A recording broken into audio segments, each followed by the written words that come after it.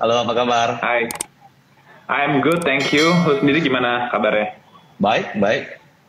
Today kita bakal bahas the future currency. Obviously, in this case, you represent rupiah token. So maybe you can tell us a little bit about the rupiah token itself, like what is it, how it started, and all this. So let me start with the story of rupiah token and why I started rupiah token. Jadi it started about 2 years ago, and at that time, I saw that the rise of US dollar-backed stablecoins, especially US dollar Tether, was going up a lot. It's being used by a lot of traders and exchanges as a form of moving crypto between different exchanges, right, with a stable form of value. Nah, tapi at that time, I felt like there was an opportunity for an Indonesian-based stablecoin karena antara rupiah dengan US dollar basically masih ada resiko fluctuation in value. So that's why I started it, and mostly because I saw that a lot of traders could benefit from a rupiah token to be used to be traded on different exchanges. And maybe I'll share a little bit about rupiah token itu sebenarnya apa. It's basically a one-to-one backed stable coin. Artinya kayak for every one rupiah token ada satu rupiah yang membacking token tersebut. And kita sekarang working on top of 3 different blockchains. Ada Ethereum blockchain, Binance blockchain, sama Luniverse blockchain. And this token is issued by a local Indonesian company, entitas Indonesia namanya PT Rupiah Token Indonesia. Dan tim kita kebanyakan juga backgroundnya dari tech, ada yang dari Traveloka Indonesia.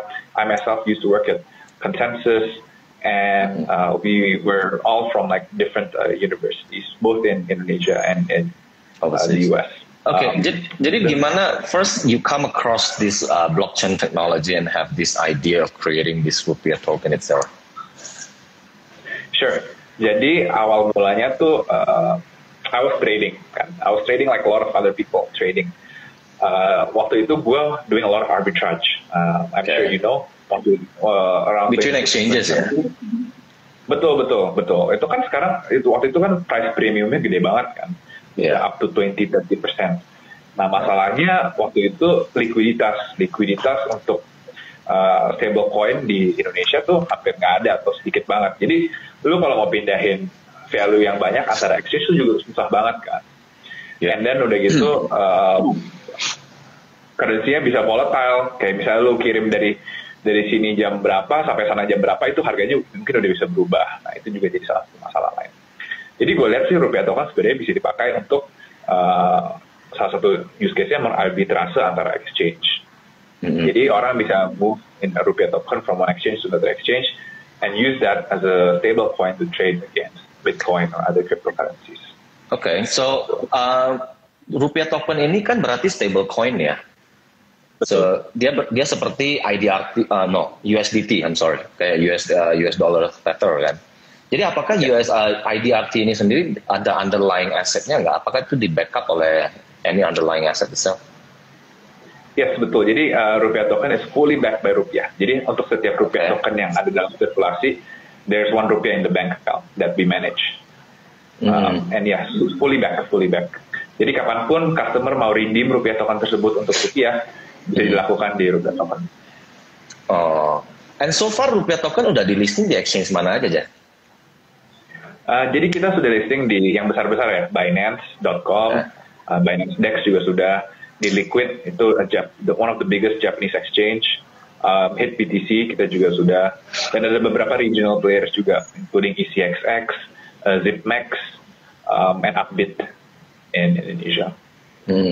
Jadi sesi sebelumnya kan saya ada bicara, I spoke with Rexy, the country manager at Binance, right? Dia ada mention you guys juga rupiah token. I think you guys are listed there, right? In Binance. Correct. Yeah. Okay, coming to that point, sekarang kan apalagi di kondisi new normal nih ya, with physical distancing, people tends to avoid physical money, right? So people tends to shift from physical money to obviously digital money, gitu lah. So where do you see your rupiah token is going in the future? Nah, apakah itu bisa bakal digunakan sebagai alat pembayaran juga atau gimana? Okay, I think the first use case yang sudah apparent yang bakal kita fokusin tuh lebih ke cross-border trade ya. Cross-border trade karena itu keunggulan dari blockchain sendiri. Jadi kayak kalau kita di payments, di area payments, to be honest kan masih banyak kayak GoPay, OVO yang mungkin lebih kompetitif dari sisi pricing dan dari sisi kenyamanan penggunaan. Tapi kita lebih fokus sekarang ke cross-border trade. Karena I think that's where blockchain shines kan. You can send basically anything on the blockchain anywhere in the world at a fraction of the cost of banking. Nah, itu yang sebenarnya yang kita fokusin saat ini. Tapi nggak terlepas dari cross-border trade itu, ada juga hal-hal lain seperti donations. I think itu sesuatu use case yang kayak lumayan menarik. Imagine orang dari Western country, Europe contohnya, mau mengirim donation $10 ke Indonesia untuk masalah COVID.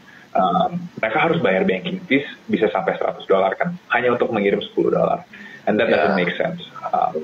So something using something like a stable coin and on top of blockchain actually solves that issue.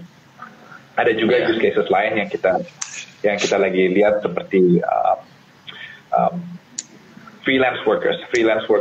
There's a lot of freelance workers in Indonesia who work for Western companies, terutama in the space of design and engineering kan. Banyak freelancer yang kerja remotely. Nah, mereka tuh sekarang dibayar menggunakan PayPal atau aplikasi-aplikasi lain. Dan seperti PayPal contohnya, mereka bisa di-charge up to 3% untuk cashing out. And the process is not very great karena mereka juga sometimes have to go through middleman untuk cashing out hal tersebut. Jadi sebenarnya banyak experience sana juga yang bisa di-improve dengan hal seperti stablecoin. Berarti maybe you can share a little bit about the challenge gitu loh. Karena kalau misalnya seperti masyarakat di Indonesia kan, maybe masyarakat mainstream Indonesia ini kan masih kurang knowledge-nya about what blockchain is and everything, right? Jadi dengan kita introduce rupiah token, which is a blockchain-based token, itu challenge-challenge yang selama ini dihadapi di khususnya market Indonesia itu seperti apa aja? Jadi yang pertama, yang pasti edukasi. Lu udah mention it right from the top. Education is one of the biggest issue that we face. I think banyak orang Indonesia masih struggle with the concept of blockchain karena ini sesuatu hal yang mungkin di otak banyak orang itu something yang eksotik tapi kayak rumit untuk dimengerti. Sebenarnya kalau kita pikir-pikir rupiah token is just basically working on top of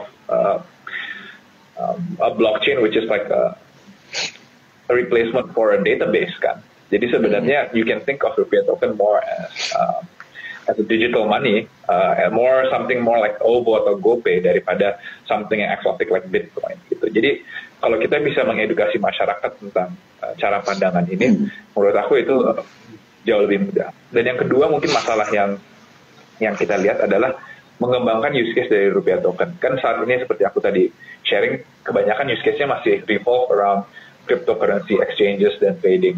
Tapi untuk bisa rupiah token dipenetrasi ke masyarakat yang lebih besar, kita harus mengembangkan juga use case lain. Mungkin yang tadi seperti saya share yang tadi plan kita. Kita sendiri juga ada, by the way, kerjasama nantinya ke depan dengan beberapa payment gateway supaya on-board, on-ramp, off-rampnya juga akan lebih mudah. Berarti kedepannya ada planning in developing more use cases for rupiah token itself, right?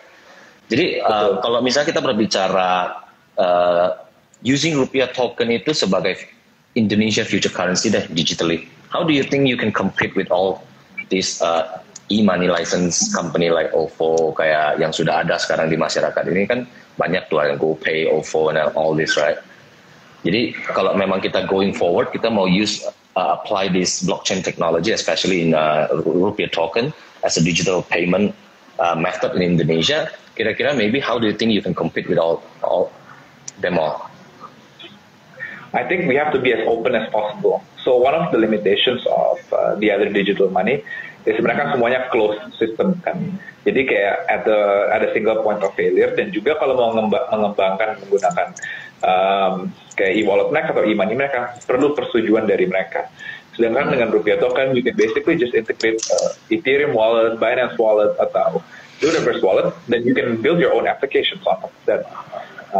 And so we're very open, and we try to work with as many developers as possible, independent developers, di mana mereka bisa mengembangkan aplikasi-aplikasi sendiri dan menggunakan rupiah token as part of their solution untuk menampung uang, gitu sih. That's our roadmap.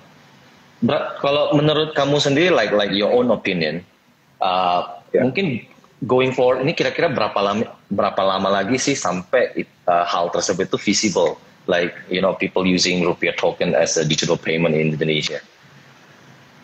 Menurut aku sih, kalau kita bilang rupiah token akan to be mainstream, it's going to take a few years ya. Kayaknya sekarang kita have to start with think about it as a pyramid. We start with the end of the very top, the niche customer base. And as time progresses, we move down to other parts of the economy. I think that niche use base is still within the crypto ecosystem. Mungkin yang kedua, yang tadi aku bilangin, lebih terhadap cross-border trade dan money flow cross-border. Dan yang ketiga nantinya baru lebih ke mass market. Nah, yang untuk mass market ini perlu kayak development with other individual entrepreneurs atau orang-orang yang membangun aplikasi dengan leverage rupiah token. I think progression ini bakal makan waktu, to be honest. I think it takes time because kita juga harus mempenetrasi developer base-nya kan. I think that's one of the issues that we also face. And I think as long as OVO and GoPay is subsidizing transactions on every payment, then giving out promos and discounts, it's going to be difficult to compete there. Tapi menurut kamu, maybe menurut Jeff sendiri, do you think that in the future, kayak OVO, kayak GoPay, they will also use blockchain technology and apply it in their payment system? Saya rasa bisa jadi kan sebenarnya. Mungkin. Why not, right? Tapi probably they would have to work on top of an open blockchain system, right? Yeah. And we are also not closed off to working with partners. I think one of the principles and values of rupiah token is to be open as possible, working with different partners. Karena the only way I think that we can push forward rupiah token is to also push forward the adoption in the ecosystem. And we're always very open to different partners also helping out with rupiah token. So we're very open towards that. Ya, saya rasa sih itu dalam waktu yang dekat kita bakal melihat shifting dari physical money to digital money. Karena kalau in terms of creating digital currency itself using blockchain, I think a lot of countries is doing that right now, especially like China, right, Russia, even Singapore. Karena saya dengar kan Singapore juga lagi mengembangkan digital currency mereka dengan blockchain ya. Maybe I think it's just a matter of time before it's worldwide sih, being kayak digunakan worldwide gitu lah. Nah jadi mungkin kita di satu era di mana kita sudah harus lama-lama menyadari pentingnya application of blockchain technology ya. Jadi I think it's a good thing for rupiah token because you guys are the pioneer, especially in Indonesia, which is a good thing gitu lah. Cuma kalau because I'm in blockchain industry myself, right? I'm with GIC, so maybe I can share a little bit about my challenge, especially in this industry. Biasanya yang kita sering hadapi adalah kesulitan maybe di developernya ya, karena kan saat sekarang ini developer untuk blockchain ini kan masih sangat scarce, masih sangat langka ya, susah dicari dan sebagainya. Nah, what do you think kayak kedepannya going forward? Do you think that this is gonna improve or maybe how? What do you think? Kayak mungkin gua akan lebih banyak lagi, bakal improve ya. Bakal improve ya. Kalau we talk with a lot of universities and we also do a lot of hiring on campus. We see that there's more and more interest coming from students in universities towards blockchain. So I think over time itu bakal improve sih. Again, it takes time. It takes time to improve. Karena masalahnya bukan hanya di interestnya aja ya, tapi educational content yang untuk developers juga nggak banyak di Indonesia. Nggak banyak orang yang bisa membantu mengajar tentang application on the technical level. Sebenarnya di Indonesia belum ada ya, sepertinya edukasi untuk teknologi blockchain sendiri belum ada ya di Indonesia sepertinya. Belum ada. Mungkin ada di sisi kriptografinya ya, tapi bukan di ekosistem blockchain cryptocurrency yang as we know. Jadi mungkin salah satu modulnya kriptografi ada diajarin di universitas, tapi secara keseluruhan how a blockchain works, aku rasa masih belum ada sekarang.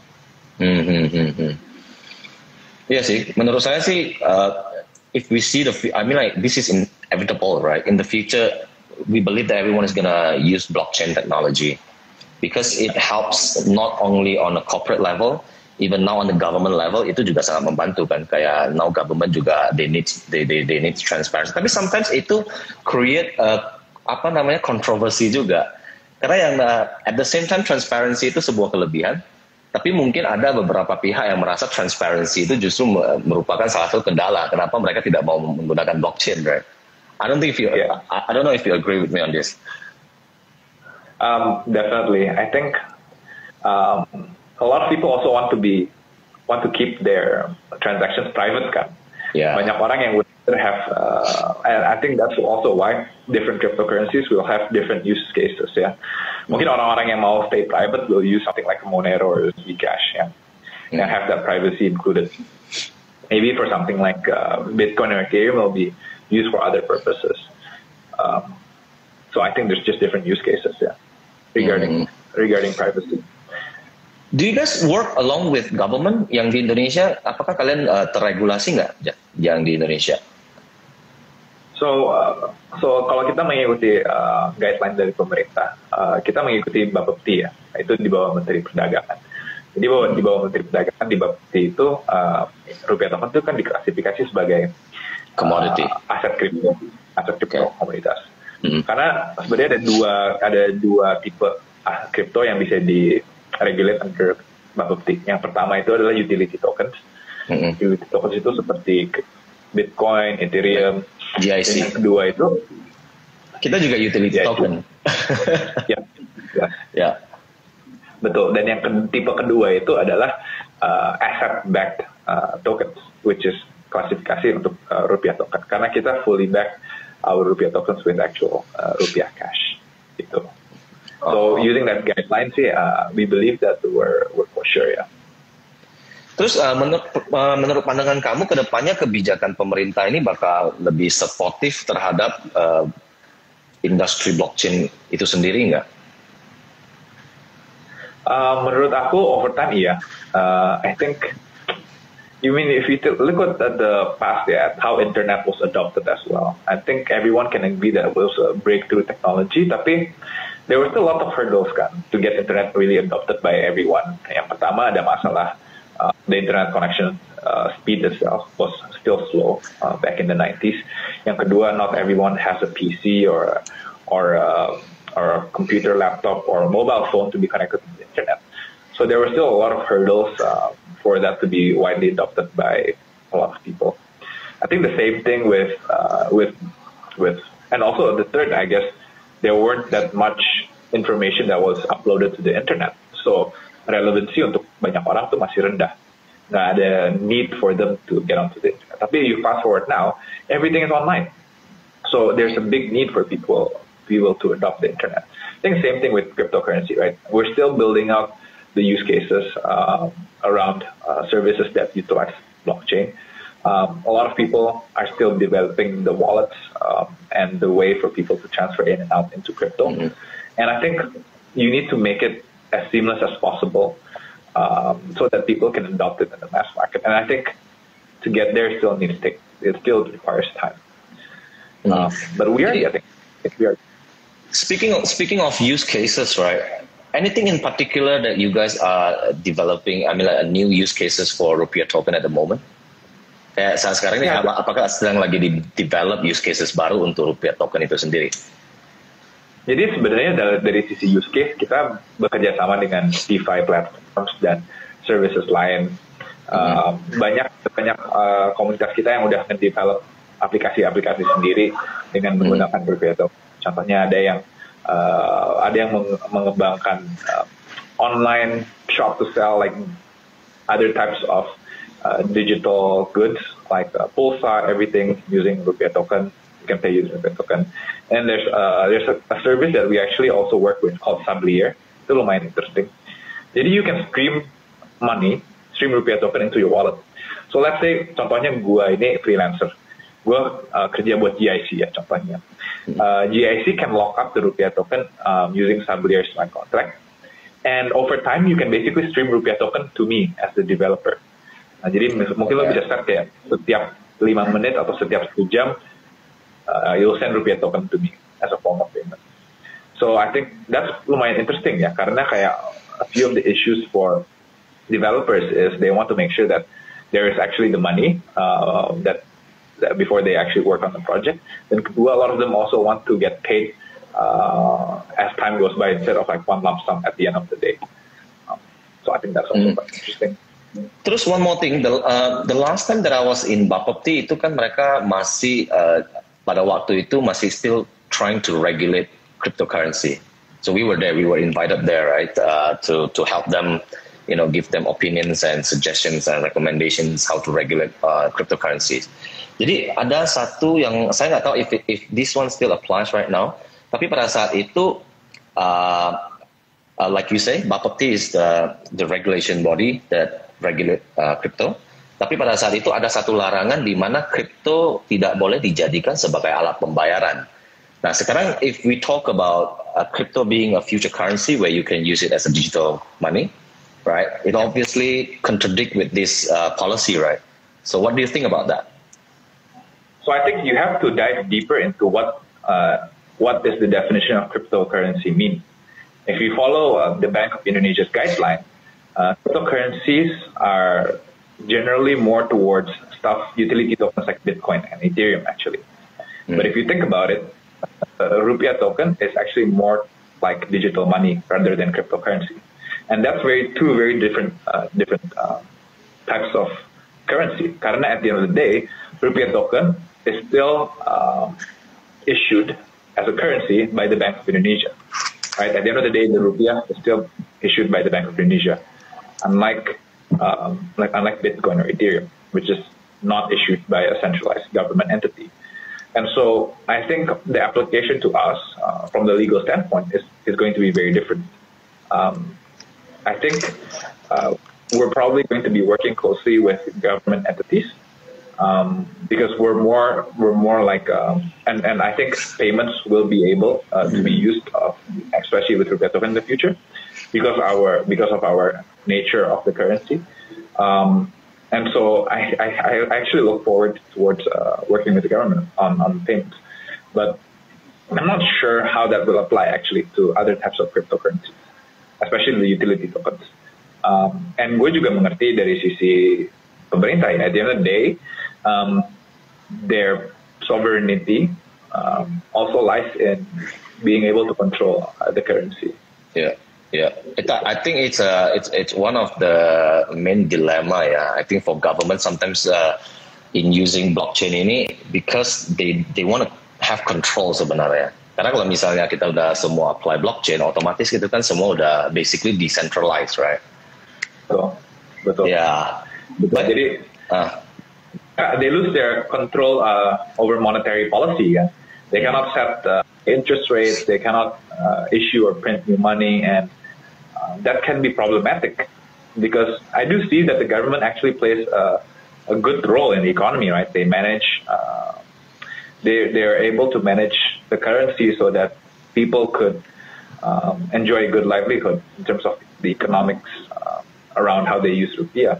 But if no one controls it, it can potentially be problematic for a lot of people who use that alternative currency. Contohnya kayak if a lot of people hold Bitcoin instead of like stable coin, and the price of Bitcoin fluctuates up and down by that much, it's going to be difficult to use it on a day-to-day basis on economic terms ya. Lu kalau kayak bayar kopi, siangnya mungkin harga Bitcoin 100 juta, tapi kayak sorenya udah 100 juta kan susah gitu.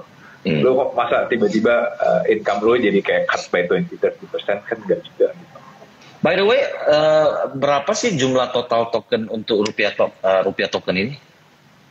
Ya, Dan berapa jadi yang sudah sekarang circulate? Jeff? Jadi kita basically bakal namanya minting sama burning rupiah token based on demand and supply. Jadi kalau ada orang yang mau beli rupiah token, kita akan mint token yang baru. Jadi selalu jumlah yang dalam reserve itu dan sirkulasi itu basically naik dan turun mengikuti demand and supply. Kalau orang mau jual rupiah token untuk rupiah di kita, vice versa kita bakal menghancurkan token tersebut. Jadi supply-nya menurun. Jadi kalau orang pengen beli, supply-nya akan naik. Kalau orang pengen jual, supply-nya akan turun. Dan sekarang tuh dalam sirkulasi ada sekitar 70 miliar ya, 70 atau 80 miliar worth of rupiah token in circulation. Yang sudah circulate ya. Dan itu majority of the token itu circulate-nya lebih banyak di mana? Di Indonesia sendiri, or it's being circulated in the whole world? Jadi circulated usually on different exchanges and different wallets. I guess you can say it's also around the world, yeah. And I think that's what's also interesting about rupiah token, because to a certain extent kita juga trying to globalize rupiah, right? We are pushing forward for rupiah to be used not only in Indonesia, which is right now rupiah is an onshore currency, meaning rupiah cuma bisa dipakai di Indonesia, dan only Indonesian banks can accept rupiah. So interestingly, dengan rupiah token, kayak businesses across the world can now start dealing and trading rupiah. What about the volume? Selama pandemik ini, apakah ada kenaikan signifikan dari segi volume nggak? Dari segi demand maybe and volume and all this. Jadi kayaknya volume tuh naik banget pas Maret ya, bulan Maret. I think getting to late of March pas prices are volatile, volumes went up a lot. But we've seen it stable off since then. Ya, I think it makes sense ya. Karena justru selama pandemik ini kan kayak untuk melakukan transaksi offshore kan agak susah ya. Maybe ya that's one of the alternative ya untuk menggunakan rupiah token ya untuk kayak send money and all this, right? Di GIC sendiri gimana sejak pandemic sampai sekarang? How do you see the volume? Interestingly sebenarnya kalau GIC ini kan kita utility token, the use case daripada GIC token ini kan kita digunakan di ekosistem kita. So our ecosystem itu kan ekosistem kita itu kan di trading. Jadi yang hold our tokens itu can use this token to trade forex gitu loh, commodities, indices. Bisa juga ada satu pilihan menjadi market maker. Jadi basically you trade passively. Okay, you're not actively trading. You're just being a passive trader. Jadi kalau yang jadi market maker itu kan investor itu only take on trades from traders gitu loh. Jadi benar-benar seperti peer-to-peer. Nah, interestingly adalah during pandemic ini, justru banyak banget nih yang tiba-tiba kayak nyari gua gitu loh. Like, hey bro, gua mau trading forex dong. Like, all of a sudden gitu loh. Because I think it's relevant. Why? Because karena selama pandemic ini kan ya dengan the whole lockdown, PSBB dan sebagainya, otomatis ekonomi dan bisnis-bisnis ini kan nggak jalan gitu loh. But people need alternative income gitu loh. And then they started to realize that they can get an extra income, alternative income from trading gitu loh. Not just from trading, maybe from the value of the cryptocurrency itself. Jadi one of the reasons sebenarnya I'm doing live sessions with you is sebenarnya kita pengen semua teman-teman yang di luar sana, maybe it's investors, crypto traders, forex traders, anyone gitu loh, right? To realize sebenarnya there's an opportunity dalam cryptocurrency itself gitu loh. Jadi kalau dari teknologinya juga sebenarnya banyak bisa diaplikasikan on a corporate level karena a lot of, especially in Singapore ya, because I went to Singapore a lot in 2018, 2019, I went there a lot, and I attended a lot of like blockchain seminars and all this, right? So saya melihat banyak sekali project-project all around the world ya. From Indonesia, from Singapore, from US, Australia, itu kan mereka kumpul di seminar itu, and then they presented their projects, right? How they applied blockchain technology on a corporate level gitu loh, how to take it like one step further gitu loh. Nah, cuman hal-hal tersebut pada when I came back to Indonesia, I don't see many of Indonesians company doing that gitu lah. Jadi sebenarnya ya satu hal yang perlu kita akselerasi ya dalam pengetahuan kita about blockchain sebenarnya. Because I think it can really help our business model in terms of corporate level sih.